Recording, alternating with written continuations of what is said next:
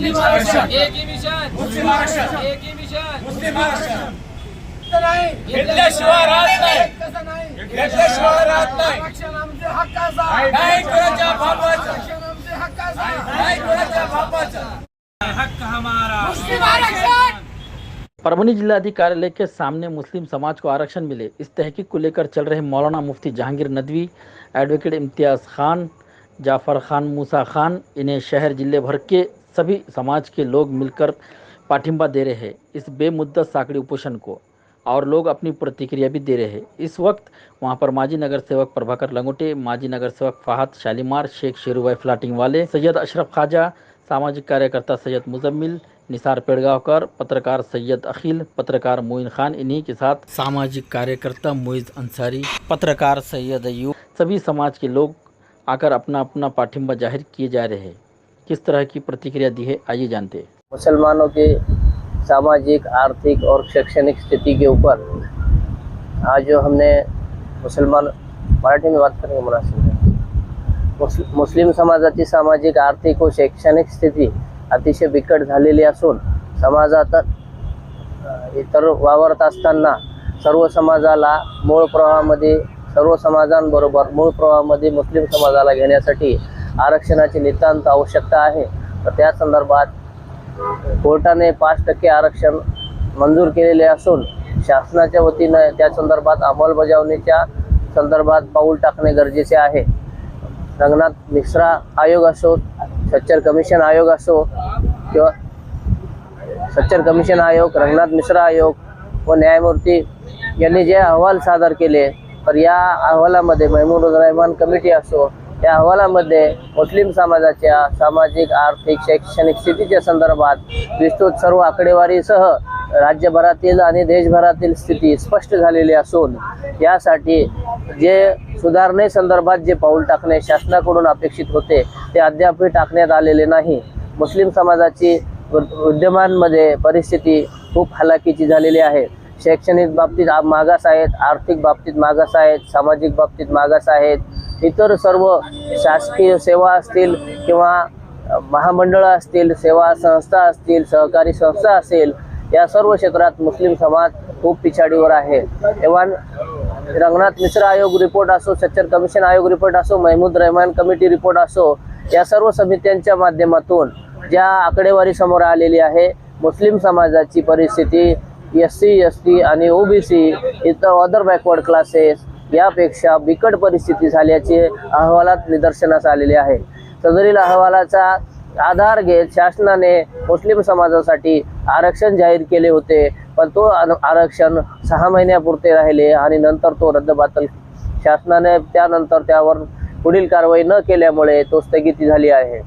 तात्पुरत्या स्वरूपात आरक्षण मिळालं आणि नंतर त्या आरक्षणाला शासनाने खो देण्याचं काम केलं आणि या बाबतीत कोर्टामध्ये हे प्रकरण गेल्याच्या नंतर कोर्टामध्ये सुद्धा मुस्लिम समाजाच्या शैक्षणिक स्थितीच्या बाबतीत आरक्षणास मान्यता दिली। जर कोर्टाने मान्यता दिली तर मग घोडं अडलं कुठे? तर शासनाने या बाबतीत विशेष बाब म्हणून दखल घेत या आरक्षणाची लवकरात लवकर अंमलबजावणी सुरू करावी अशी मागणी आम्ही शासन दरबारी करत आहोत। यासह शासनाने 15 सूत्री कार्यक्रम अल्पसंख्याक समाजाच्या विकासासाठी जाहीर केले होते। त्या 15 सूत्री कार्यक्रमाची जैसे ते परिस्थिती आहे, कोणत्याही प्रकारची अंमलबजावणी नाही।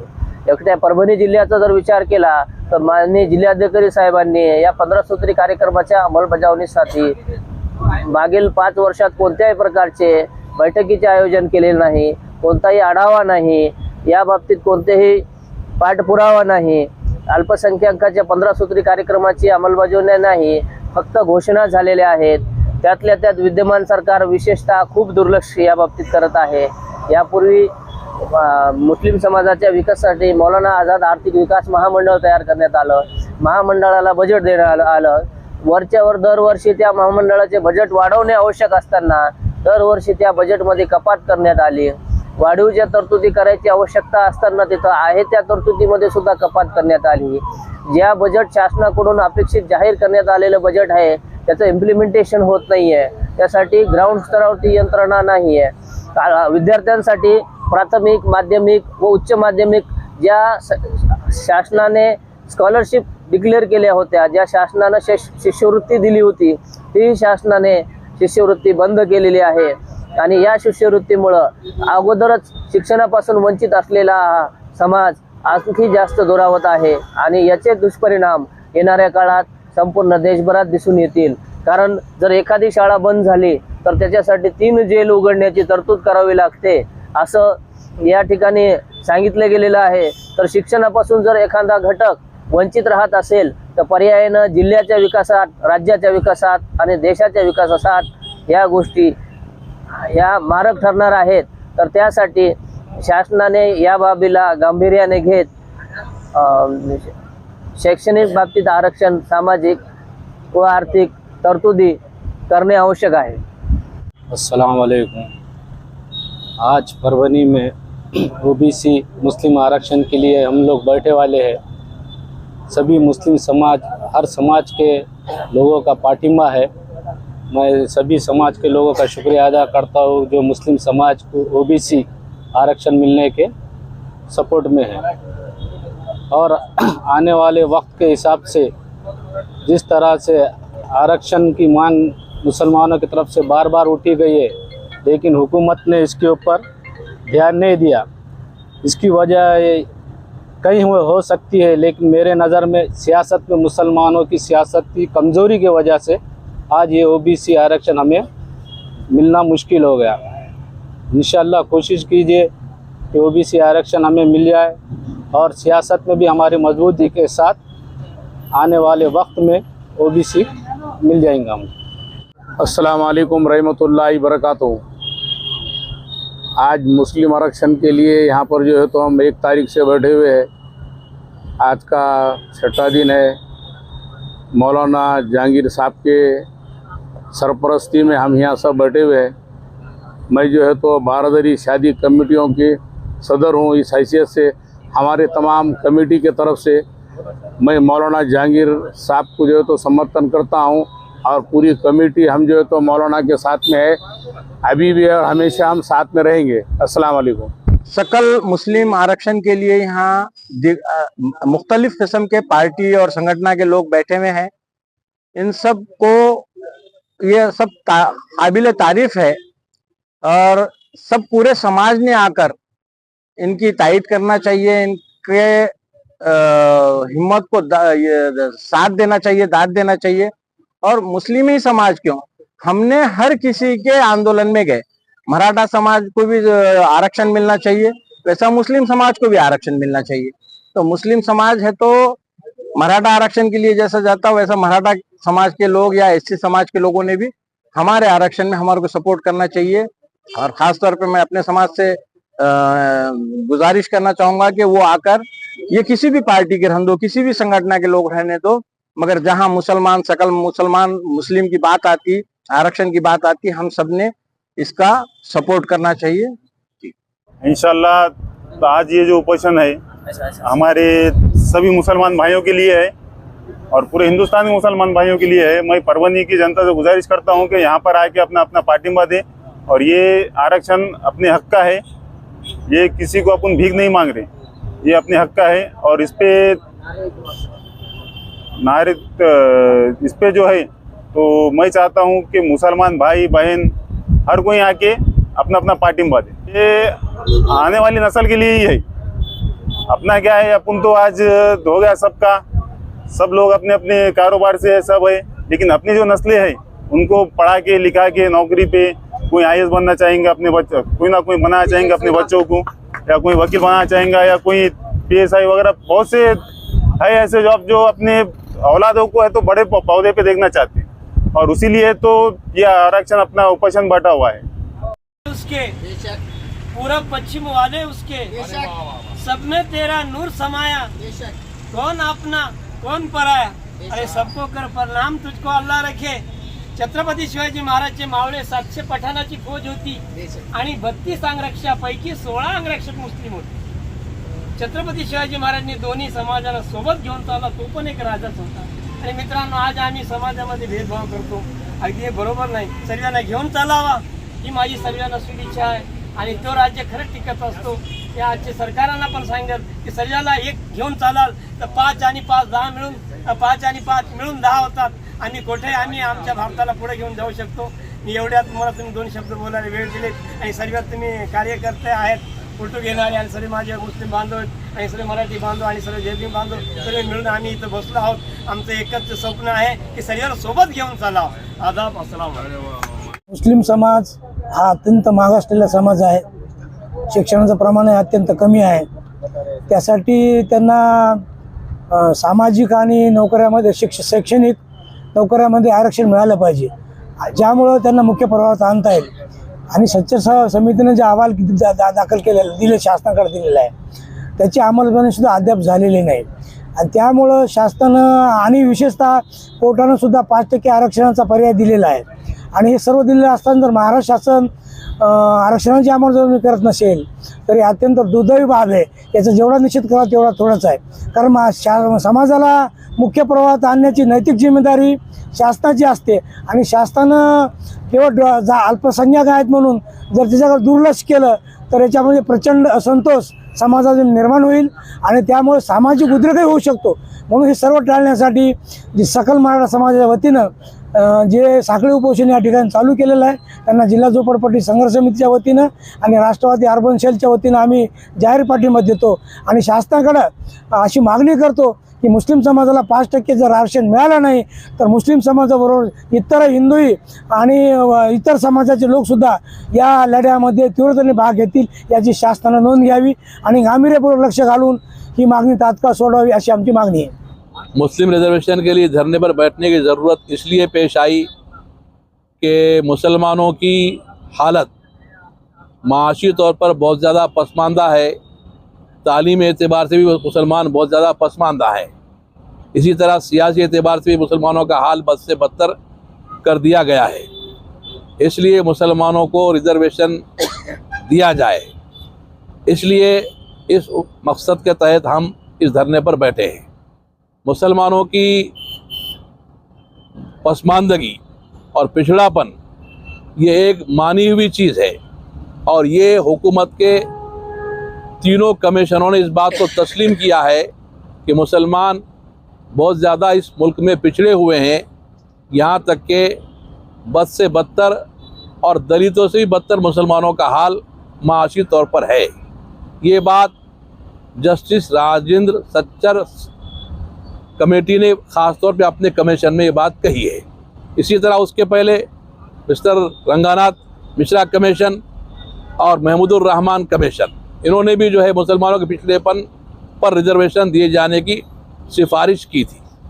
ख़ास बात तो ये है कि 10 साल पहले जब हुकूमत ने रिजर्वेशन मुसलमानों को दिया और उसके बाद कोर्ट में ये बात जब गई तो कोर्ट ने इस रिजर्वेशन को तालीमी मैदान में बाकी रखा और हुकूमतों से कहा कि वो इस सिलसिले में इक़दाम करें और मुसलमानों को तालीमी रिजर्वेशन दें, ज़रूर दें, क्योंकि उनकी हालत बद से बदतर है. अफसोस की बात यह कि हुकूमत को इस कोर्ट की गाइडलाइन दिए जाने के बावजूद हुकूमतों ने अब तक इस सिलसिले में इक़दाम नहीं किया और अभी तक भी नहीं कर रहे हैं. ये बहुत अफसोस की बात है. लेकिन इस तरह की सूरत हाल आइंदा ज़्यादा दिनों तक नहीं चलेगी. हम इसके लिए पुरजोर एहतजाज भी करेंगे. ये धरना आंदोलन हमारा ये आगाज़ है, शुरुआत है. अगर इस बात को इस मरहले पर नहीं माना गया खुदा न खास्ता तो हम आगे बढ़कर जो है और दूसरे सख्त इक़दाम भी करेंगे. रास्तों पर निकलेंगे, रास्ता रोकेंगे और रास्ता रोको आंदोलन भी करेंगे. इसलिए पहला मरहला हमारा जो है इस पर हुकूमत हमारी बात को मान ले और रिजर्वेशन मुसलमानों को दिया जाए. मुसलमानों का रोल इस मुल्क की तरक्की में बहुत ज़्यादा है, आज़ादी के अंदर भी बहुत नुमाया है और हम इस मुल्क के तामीर में अपना रोल अदा कर रहे हैं बरसों से और मुसलमान इस मुल्क का हिस्सा है. इसलिए इनकी तरक्की के बग़ैर मुल्क की तरक्की नहीं होगी. लिहाजा हम अपील करते हैं हुकूमत से कि देर हो चुकी है मगर अभी सही हुकूमत जो है मुसलमानों को आरक्षण दे और उनको तालीम मैदान में जो है ज़रूरी मुराआत और सहूलतें फ़राहम करे. और अगर ये रिजर्वेशन दिया जाएगा तो मुसलमान माशी दौर में दूसरे तबक़ात के साथ रहेंगे. और वो अब मुल्क की तरक्की में और ज़्यादा मजीद अपना रोल मुअस्सिर अदा कर सकेंगे। एडवांस बुकिंग शुरू है इफ्तिखार पार्क की। Sky line contractor and engineer private limited की पेशकश इफ्तिखार कॉलोनी साथ ही शुरू की जा रहा। दूसरा प्रोजेक्ट इफ्तिखार पार्क परभनी शहरधार रोड स्थित कलेक्टर द्वारा मान्यता प्राप्त NA 44 लेआउट, जिसमें आपको इस प्लॉटिंग में यह सुविधा मिलेगी। मेन रोड 50 फीट और अंदर के रोड 40 फीट 30 फीट, साथ ही साइड में गट्टू भी डाले हुए। हर प्लाट के पास रोड आप देख सकते हैं, आपको नजर आ रहे हैं। रोडों का काम भी अच्छे से मजबूती से किया गया है ताकि आने वाले 40-50 साल तक रोड नाली की दिक्कत ना आ सके।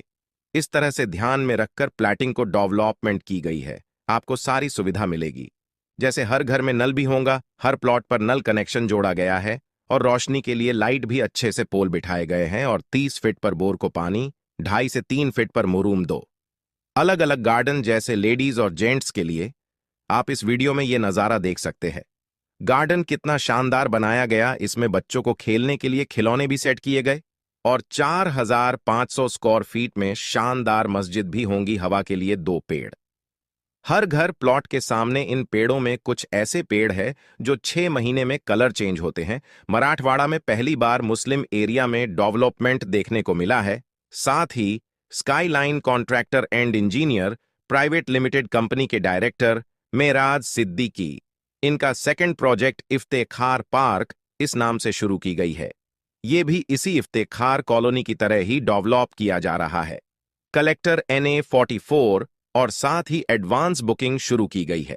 इस प्लाटिंग में सिर्फ 115 प्लॉट है, जिसमें एक ही साइज 22 बाय 40 के 71 प्लॉट निकाले गए, जिसकी कीमत 13,50,000 रुपए रखी गई है इफ्तिखार पार्क की।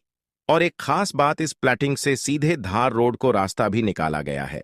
इसमें भी लाइट नल नाली रोड और हर प्लाट के सामने पेड़ लाइट पोल, खुद की DP, जिनकी ख्वाहिश है ताकि वो ख्वाहिशमंद भी ले सके। इफ्तिखार पार्क आमदनी और जरूरत पर ख्याल रखते हुए ये प्लॉट निकाले गए। आप भी एक बार जरूर जाकर देखें और अपने सपनों को पूरा करें। जानकारी के लिए मौलाना अब्दुल रशीद नदवी, इन्हें 9997077513 इस नंबरों पर कॉल करके जानकारी हासिल कर सकते। मुंबई, पुणे, नासिक जैसे बड़े शहरों में अब जाने की जरूरत नहीं। इस बारिश के महीनों में परभनी में पहली बार fish aquarium, under water tunnel aquarium India biggest करने वाले इस आनंद मेला में इंटरटेनमेंट के लिए झूले, ट्रेन, नए नए किस्म की फिश एक्वेरियम परभनी में पहली बार देखने को मिलने वाली है। क्यों जाए दूसरे जिले में? अब कुछ दिन के लिए परभनी में बूढ़ों बच्चों के लिए, साथ ही महिलाओं के लिए भी इंतजाम। दरगाह रोड, ग्राउंड, ईदगाह मैदान परभनी में original aquarium, under water tunnel aquarium और साथ ही इस मेले के आयोजक अकबर खान और जिलानी भाई ये अपनी जिम्मेदारी से इस मेले में आने वालों लोगों का ख्याल खास स्टाफ की तरफ से रखा जा रहा है। अंडर वाटर टनल एक्वेरियम मेले का जायजा लिया। इस मेले में लोगों की भीड़ लगी है। साथ ही अपने परिवार छोटे बच्चे को भी आप लोग झूले और ट्रेन में बैठकर आनंद लेते नजर आ रहे हैं। मेले में मालेगांव का स्पेशल हलवा पराठा भी जल्द मिलेगा। इस मेले में खाने से लेकर खिलौने की दुकानें भी लगाई गई है और साथ ही झूले ट्रेन मनोरंजन के लिए इस मेले में नजर आए। आप इस मेले में नजारा देख सकते हैं। इस मेले का टाइम 4 बजे से रात 10 बजे तक चलता रहेगा। ये मेला परभनी के दरगाह रोड, नूतन ग्राउंड, ईदगाह मैदान में शुरू किया गया है ताकि परभनी की जनता का मनोरंजन यहीं से हो सके। हम आपसे अनुरोध करते हैं, बारिश, पानी, हवाई के मौसम में अपने घर पर ही रहे। अगर आपको एंटरटेनमेंट ही करना है तो क्यों ना हम अपने जिले में, परभनी शहर में ही करें। इस मेले को साथ हमें देना है ताकि मनोरंजन के लिए अच्छे ऐसे एंटरटेनमेंट ठेकेदार ला सके। इस फिश एक्वेरियम साथ ही अलग अलग तरह के झूले, वो भी बारिश के मौसम में जेब पर ध्यान रखते हुए इतने कम दामों में टिकट होगी दूसरे मेलों से अधिक कीमत में ही एक बार आए या बार बार आए, आप आए अपने परिवार को लाए।